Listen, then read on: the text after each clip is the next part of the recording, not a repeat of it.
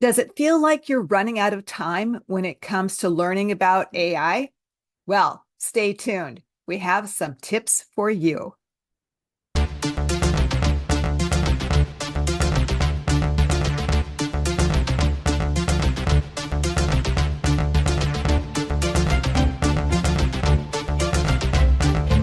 Well, Casey, how are your colleagues feeling these days? Are they feeling when it comes to AI that they've had enough opportunities? Are they trying enough? Are they burnt out? Are they just hoping to get to summer? I mean, how are people feeling with who you work with? Okay, so first of all, those are some loaded questions there. How are they feeling when we have a third of the year left? One teacher told me, I think I could probably put in my grades for third try right now, which is funny because third try hasn't started, right? So that's where we're at right now, is feeling a little bit of the, is it nice outside? Is it time to go outside and play?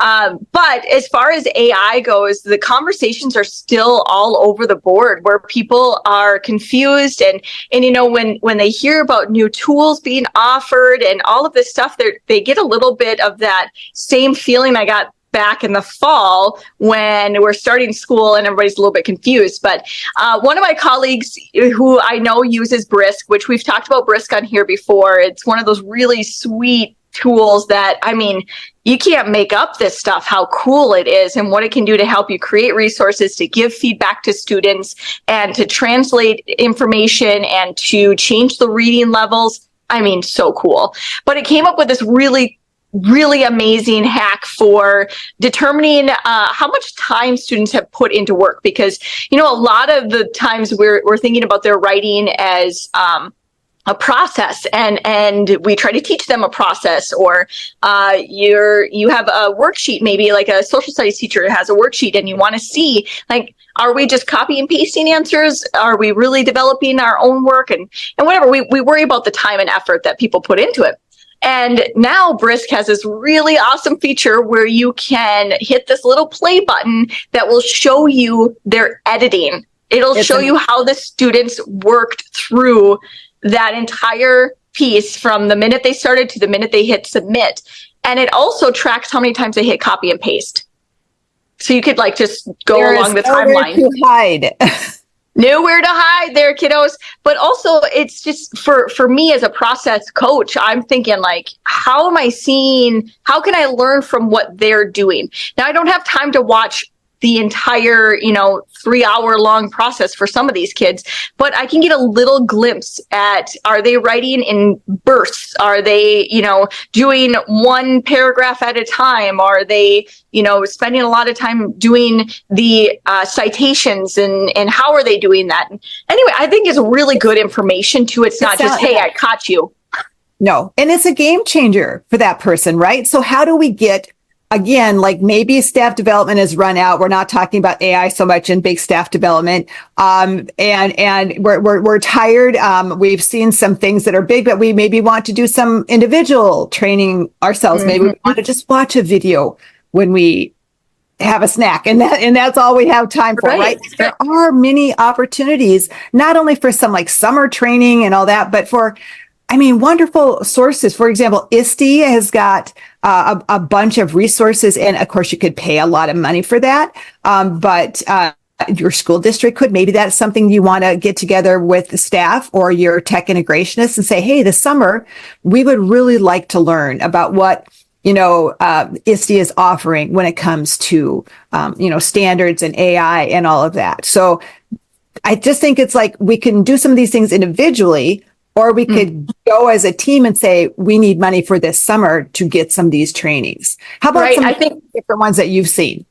Well, I know that there's this one, it's AI for education. That's pretty simple, but I was, coming across all of these different courses, and I'm looking for free stuff, right? And I want to share this really easily with colleagues. I want to share it with those who are interested, who maybe are at the point where wow, I only have a third of the year left and I haven't done anything with this AI stuff. What does that mean? And am I okay? Is that all right? And it's hey, that's the joy of this journey, right? We're in this together here, folks, and you just need to figure out where you're at on it. And if it starts by taking a 2-hour long course, which by the way, you do in segments when you can and how frequently you want to do that. But luckily for me, I had some background and I took this 2-hour long course this weekend and it only took me 30 minutes. And that's primarily because when it prompted me to go do this work, try this prompt and see how that goes. I've done that before, and so it was easier for me, but I got some insight onto different language and ways to explain it. And then the most important part is, how do I talk to my students about it? And I think some of us are maybe closer to that, about how do I get my students to use AI ethically and successfully in my classroom.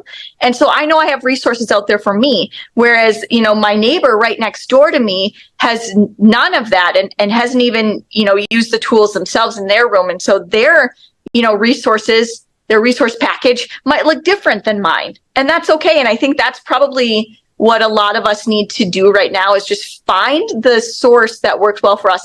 And we can definitely include some things in the links in the comments below too, and just say, hey, here is quick access to some of the top tools. And maybe we'll even show you some here during this show so that you can learn a little bit more about it. Yeah. And again, like you said, it really needs to be personalized at this point, especially this far into, the school year.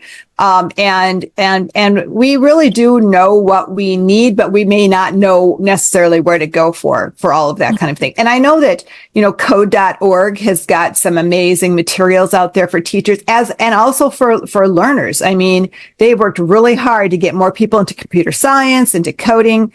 And we know, like in the state of Minnesota, for sure, along with other states, taking those computer science courses are becoming more and more important all the time. Mm-hmm. And that's not, for some states, that's not something that's always a conversation, right? That haven't really moved into that and talked about that very much. But again, these are some places that you can go. And like you said, like the AI 101 for teachers has like 5 videos. And then once you've taken a look at all those videos, and it's got, PDFs, and it's got all kinds of materials, and then you can practice and play. And then it's got ideas for your learners that they can immediately start doing.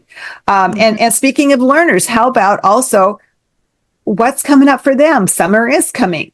Is there something that your school can do to train, or offer a camp for young people that can play with AI, learn about AI, and understand the power of it and the responsibilities that come with it? And I just think that if you really love and are into AI like us, we're the kind of people that would like, hey, let's start a camp. Let's do something like that. Mm-hmm. But if you are just really like, I just need more AI myself, or maybe you have children and say, gosh, swimming camp is great. It's super important. But are there camps that deal more with computer science, that do deal with code, that do deal with AI? Because it is really changing the landscape of what's out there for our young people, for sure.